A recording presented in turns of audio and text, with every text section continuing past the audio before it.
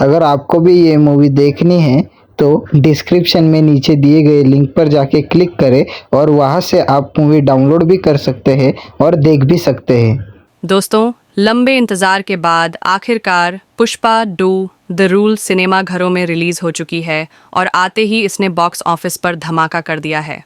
अल्लू अर्जुन की जबरदस्त एक्टिंग ने पहले पार्ट को सुपरहिट बनाया था और इस बार उनकी परफॉर्मेंस ने फिल्म को एक नया आयाम देते हुए इसे ब्लॉकबस्टर बना दिया है। यह फिल्म एक्शन और एंटरटेनमेंट से भरपूर है और कहानी पहले से कहीं ज्यादा बड़ी और रोमांचक है। अगर आप इस फिल्म की पूरी कहानी को गहराई से समझना चाहते हैं तो इस वीडियो को अंत तक जरूर देखें। आज मैं पुष्पा 2 द रूल को आसान और मज़ेदार तरीके से एक्सप्लेन करने वाला हूँ। तो चलिए शुरू करते हैं। फिल्म की शुरुआत होती है एक दिलचस्प सपने से, जिसमें पुष्पा देखता है कि उसने अपना लाल चंदन जापान भेजा था, लेकिन वहाँ के लोग उसे उसका भुगतान नहीं करते। इस धोखे से गुस्से में पुष्पा जापान जाकर उन लोगों से भिड़ जाता है। इसी दौरान एक जबरदस्त फाइट के बीच उसे गोली लग जाती है। इस दर्द से गुजरते हुए उसे अपने बचपन की एक घटना याद आती है, जब वह पानी में गिरा था। यह डरावना सपना उसे बेचैन कर देता है और यहीं से उसकी नींद खुल जाती है। अब बात करते हैं फिल्म की असली कहानी की, जो पहले पार्ट के कुछ समय बाद शुरू होती है। पुष्पा अब श्रीवल्ली से शादी कर चुका है और उसकी जिंदगी में कई बदलाव आ चुके हैं। पुष्पा के सिंडिकेट का लीडर बनने के बाद उसकी रुतबा और कमाई आसमान छूने लगती है। वहीं दूसरी तरफ पुलिस ऑफिसर भंवर सिंह शेखावत, जिसे पुष्पा ने बेइज्जत किया था और रिश्वत देने से इनकार कर दिया था, अचानक गायब हो जाता है। सभी को लगता है कि वह शर्मिंदगी के कारण अपनी नौकरी छोड़कर भाग गया है, लेकिन असल में शेखावत चुपचाप बदला लेने की योजना बना रहा होता है। एक दिन शेखावत अपना हुलिया बदलकर पुष्पा के मजदूरों के बीच शामिल हो जाता है और उनके साथ जंगल में लाल चंदन की कटाई करने लगता है। जब पूरा माल जमा हो जाता है तो शेखावत अचानक पूरी पुलिस फोर्स के साथ वहां पहुंचता है। शेखावत अपनी चालाकी से पुलिस फोर्स को बुलाकर मजदूरों को गिरफ्तार करवा लेता है और सारा लाल चंदन जब्त करवा देता है। जैसे ही यह खबर पुष्पा तक पहुंचती है, वह तुरंत हरकत में आता है। शेखावत की गैर मौजूदगी का फायदा उठाते हुए पुष्पा पुलिस स्टेशन पहुंचता है और वहां मौजूद सभी पुलिस वालों को अपने पक्ष में कर लेता है। नतीजतन पुष्पा अपने मजदूरों को छुड़ाने के साथ साथ सारा माल भी वापस ले आता है। इस बीच एक दिन एमएलए सिद्धप्पा नायडू, जो पहले से ही सिंडिकेट के साथ मिला हुआ था, पुष्पा को आंध्र प्रदेश के मुख्यमंत्री से मिलाने के लिए ले जाता है। जाने से पहले श्रीवल्ली पुष्पा से कहती है कि वह सीएम के साथ एक फोटो जरूर खिंचवाए। हालांकि मुख्यमंत्री साफ तौर पर मना कर देता है, क्योंकि वह एक तस्कर के साथ फोटो खिंचवाना अपनी छवि के लिए खतरा मानता है। मुख्यमंत्री द्वारा फोटो खिंचवाने से इनकार करने पर पुष्पा को गहरा आघात लगता है। उसे इस बात का दुख होता है कि वह श्रीवल्ली की छोटी सी ख्वाहिश भी पूरी नहीं कर सका। इस पर वह सिद्धप्पा नायडू से पूछता है, अगर तुम सीएम होते तो क्या मेरे साथ फोटो खिंचवाते? नायडू इसके लिए तुरंत हामी भरता है। इसी पल पुष्पा फैसला करता है कि वह किसी भी कीमत पर सिद्धप्पा नायडू को आंध्र प्रदेश का मुख्यमंत्री बनाएगा, ताकि श्रीवल्ली का सपना पूरा हो सके। लेकिन इस काम के लिए उसे भारी धनराशि की जरूरत थी। इसलिए पुष्पा नायडू को दिल्ली भेजता है और वहां उसकी मुलाकात सेंट्रल मिनिस्टर प्रताप रेड्डी से करवाता है, ताकि वह अपने प्लान को अंजाम दे सके। पुष्पा प्रताप रेड्डी से बातचीत में उसे 200 करोड़ की पेशकश करता है और उससे सिद्धप्पा नायडू को मुख्यमंत्री बनाने की बात करता है। प्रताप रेड्डी इस प्रस्ताव के लिए सहमति तो देता है, लेकिन फिलहाल पुष्पा के पास इतनी बड़ी रकम नहीं होती। इसे जुटाने के लिए पुष्पा अपने कारोबार को और बड़ा करने का फैसला करता है। वह तय करता है कि अब लाल चंदन सिर्फ भारत में नहीं, बल्कि अंतर्राष्ट्रीय स्तर पर भी सप्लाई करेगा। इस योजना को अमली जामा पहनाने के लिए पुष्पा मालदीव्स जाकर हमीद नाम के एक इंटरनेशनल बायर से मिलता है। वह हमीद के साथ 2000 टन लाल चंदन को 500 करोड़ में बेचने की डील करता है। डील पक्की होने के बाद पुष्पा का अगला लक्ष्य होता है इतनी बड़ी मात्रा में माल को जुटाना। इसके लिए वह लाल चंदन सप्लाई करने वाले सभी छोटे बड़े डीलरों को एकजुट करने की योजना बनाता है। पुष्पा अपनी पकड़ को मजबूत करने के लिए सारे छोटे बड़े स्मगलर्स को अपने सिंडिकेट में शामिल कर लेता है। वह मजदूरों को ज्यादा पैसे देकर तेजी से पेड़ों की कटाई करवाने लगता है और सारा माल अपने चित्तूर जिले में एकत्रित करना शुरू कर देता है। इस बीच मंगल सेनु, जो पहले सिंडिकेट का लीडर रह चुका था, को यह खबर लगती है कि पुष्पा बड़ी मात्रा में माल इकट्ठा कर रहा है। यह सुनकर सीनू और उसकी पत्नी दक्षा को शक होता है कि पुष्पा कोई बड़ा कदम उठाने की तैयारी कर रहा है। अपने शक को यकीन में बदलने और पुष्पा को रोकने के लिए सीनू भंवर सिंह शेखावत से हाथ मिला लेता है। दोनों को पुष्पा से पुराना हिसाब चुकता करना है, इसलिए वे मिलकर उसके खिलाफ एक खतरनाक साजिश रचते हैं। एक दिन दक्षा शेखावत से मिलती है और उसे बताती है कि सिंडिकेट का एक पुराना आदमी बिछा रेड्डी अब पुष्पा के साथ मिलकर काम कर रहा है और उसे माल सप्लाई करता है। दक्षा को यह भी पता था कि बिछा रेड्डी अपना माल कहाँ से ले जाता है, इसलिए वह शेखावत को यह सुझाव देती है कि बिछा रेड्डी के माल को जब्त करके उसे धमकाया जाए। इससे सिंडिकेट के बाकी लोग पुलिस से डरने लगेंगे और इस डर का फायदा उठाकर सीनू दोबारा सभी को अपने पक्ष में कर सकेगा। शेखावत इस योजना को अंजाम देने के लिए तैयार हो जाता है। एक रात वह अपनी टीम के साथ उस स्थान पर घात लगाकर बैठ जाता है जहां से बिछा रेड्डी आमतौर पर चंदन का माल ले जाता था। जैसे ही वहां चंदन से लदे ट्रक पहुंचते हैं, शेखावत अपनी योजना को लागू करने के लिए हरकत में आ जाता है। जैसे ही चंदन से लदे ट्रक वहां से गुजरते हैं, पुलिस वाले उन्हें रोकने की कोशिश करते हैं, लेकिन शेखावत अपनी टीम के साथ उन्हें रोककर ट्रकों को आग लगा देता है। इसके बाद वह बिछा रेड्डी को पकड़कर उसे एक ऊंचे स्थान से नीचे फेंक देता है, जिससे उसकी मौत हो जाती है। दक्षा और सीनू वहां पहुंचकर शेखावत से कहते हैं कि उनका उद्देश्य सिर्फ बिछा को डराना था, न कि उसे मारना। लेकिन शेखावत उन्हें जवाब देता है कि अगर वह सिर्फ डराते तो इसका कोई खास असर नहीं होता, लेकिन बिछा की मौत से अब पूरा सिंडिकेट शेखावत से डरने लगेगा। बिछा रेड्डी की मौत की खबर फैलते ही सिंडिकेट के सभी लोग शेखावत से डरने लगते हैं। इस डर के चलते वे मंगल सीनू को फिर से सिंडिकेट का लीडर बनाने की बात करते हैं, ताकि वे पुष्पा के खिलाफ अपनी रणनीति को मजबूत कर सकें। शेखावत की जान को खतरे में देख सिंडिकेट के सभी लोग उसे बचाने की कोशिश करते हैं और इस हादसे के लिए एमएलए नायडू को जिम्मेदार ठहराते हैं, क्योंकि उसने पुष्पा को सिंडिकेट का लीडर बनाया था। नायडू, जो पहले से ही पैसे लेकर भी शांत नहीं हो रहा था, अब शेखावत से मिलकर कहता है कि अगर वह पुष्पा से माफी मंगवाने की कोशिश करेगा तो क्या वह उसे माफ कर देगा। शेखावत इस शर्त पर राजी हो जाता है। इसके बाद नायडू शेखावत के लिए एक बड़ी पार्टी का आयोजन करता है, जिसमें वह पुष्पा को सबके सामने नीचा दिखाना चाहता है। उधर सिंडिकेट के सभी सदस्य पुष्पा पर दबाव डालते हैं कि वह शेखावत को माफी दे, ताकि शेखावत का गुस्सा शांत हो सके और वह उन्हें अपनी राह पर चलने दे। पुष्पा पहले तो शेखावत से सॉरी बोलकर सबकी बातों में आ जाता है और लगता है जैसे उसने एक बड़ा समझौता कर लिया है, जिससे शेखावत और बाकी सभी लोग बहुत खुश होते हैं। लेकिन घर जाते वक्त उसे यह एहसास होता है कि उसने बहुत बड़ी गलती की है। यह सोचते हुए वह फिर से उसी पार्टी में लौटता है और शेखावत को स्विमिंग पूल में गिरा देता है, जहां वह शेखावत को शर्मिंदा कर देता है। इससे शेखावत गुस्से से भड़क जाता है और पुष्पा को मारने की कोशिश करता है, लेकिन सभी लोग शेखावत को शांत कर लेते हैं। शेखावत फिर पुष्पा से कहता है।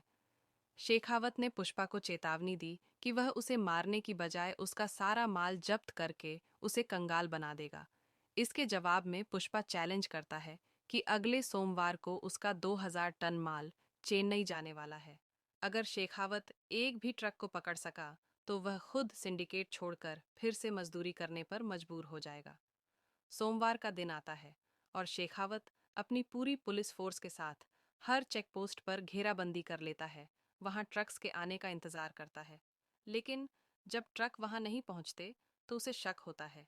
शेखावत और उसकी टीम नदी में चेक करते हैं, लेकिन वहां भी पानी नहीं दिखता। पुष्पा ने नदी को पूरी तरह से खाली करवा दिया था, ताकि वह अपने ट्रक्स को सुरक्षित भेज सके। जैसे ही शेखावत को यह समझ में आता है, वह अपनी टीम को नदी के रास्ते भेजकर ट्रक्स को पकड़ने के लिए कहता है। लेकिन पुष्पा के लोग पहले से ही वहां मौजूद होते हैं और उनका रास्ता रोक देते हैं। शेखावत अकेले ही किसी तरह उन ट्रक्स तक पहुंच जाता है और उन पर हमला करके पूरा माल जब्त कर लेता है। फिर वह सीनू और दक्षा को बुलाकर इस जीत का जश्न मनाता है और मीडिया को बताता है कि उसने पुष्पा का 2000 टन माल पकड़ लिया है। लेकिन तभी सीनू उसे बताता है कि यह असली माल नहीं था। जब शेखावत माल जब्त कर लेता है तब पुलिस को एक बैलगाड़ी मिलती है जो रास्ते में आई थी। शेखावत जब उसे चेक करता है तो उसे पता चलता है कि वह गाड़ी लाल चंदन से बनी है, मतलब पुष्पा ने असली माल को बैलगाड़ियों के रूप में भेज दिया था। उसने ट्रक्स में नकली माल भरकर पुलिस का ध्यान भटकाया। जैसे ही पुष्पा यह जानता है, वह पुलिस स्टेशन के बाहर आकर शेखावत का मजाक उड़ाता है। फिर वह उस बैलगाड़ी को बम से उड़ा देता है ताकि पुलिस को कोई भी असली माल का टुकड़ा न मिले। एक दिन काली माँ की पूजा हो रही थी, जिसमें पुष्पा का परिवार और उसके दोस्त शामिल थे।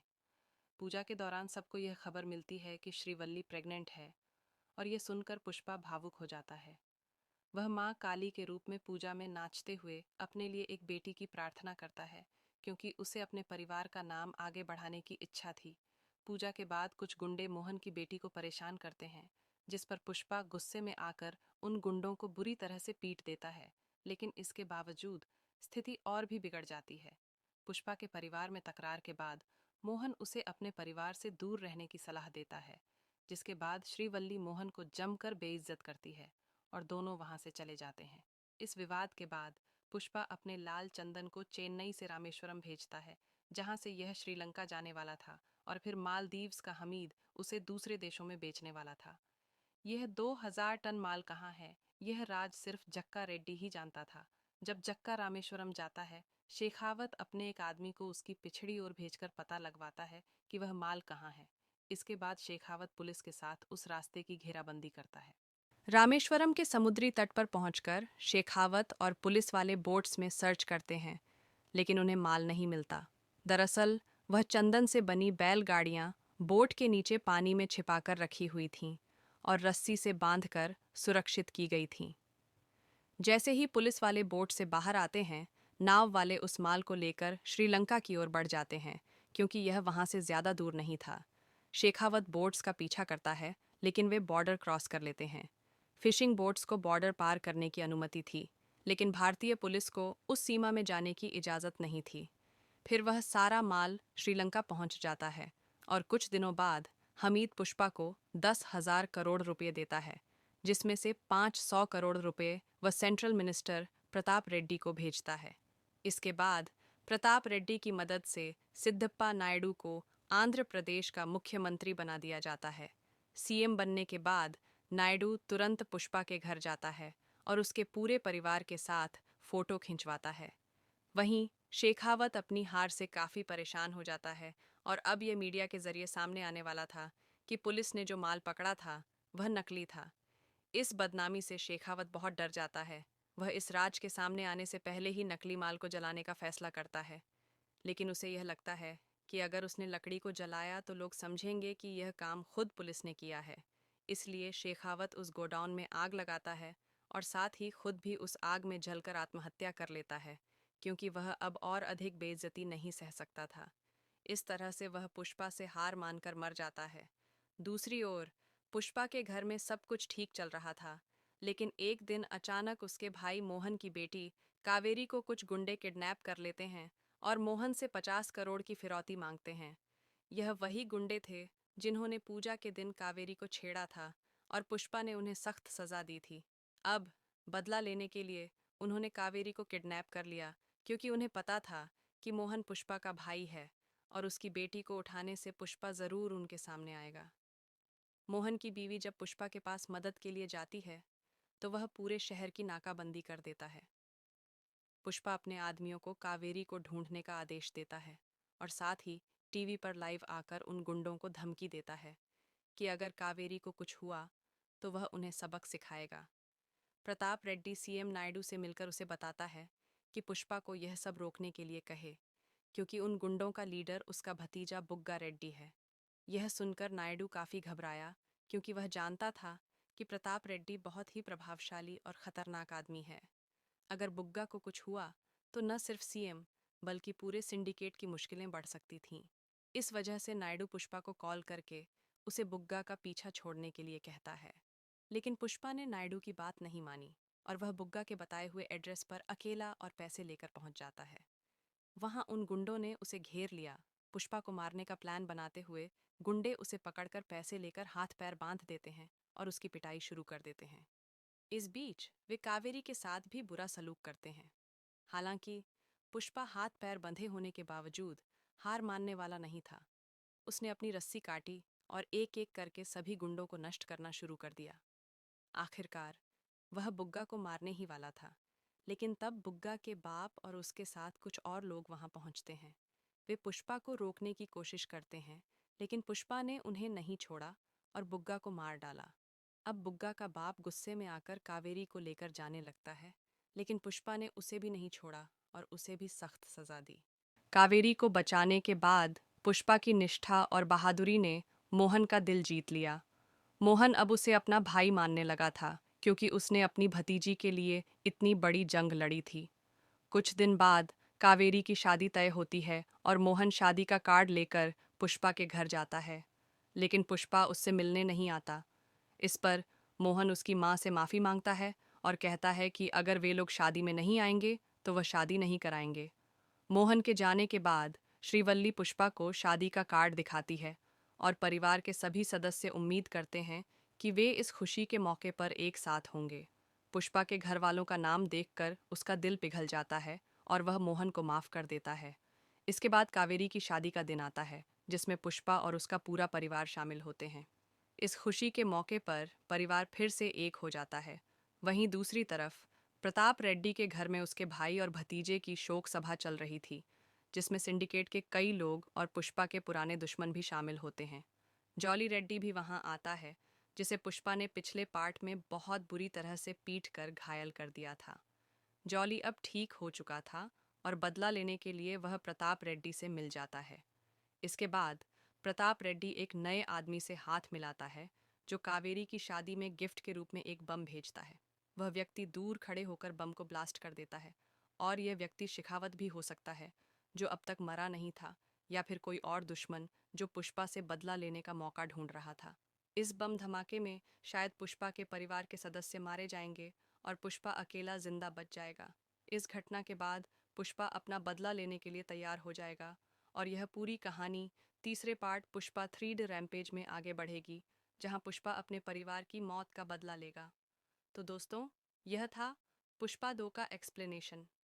अगर आपको यह वीडियो पसंद आई हो तो कृपया लाइक और सब्सक्राइब ज़रूर करें।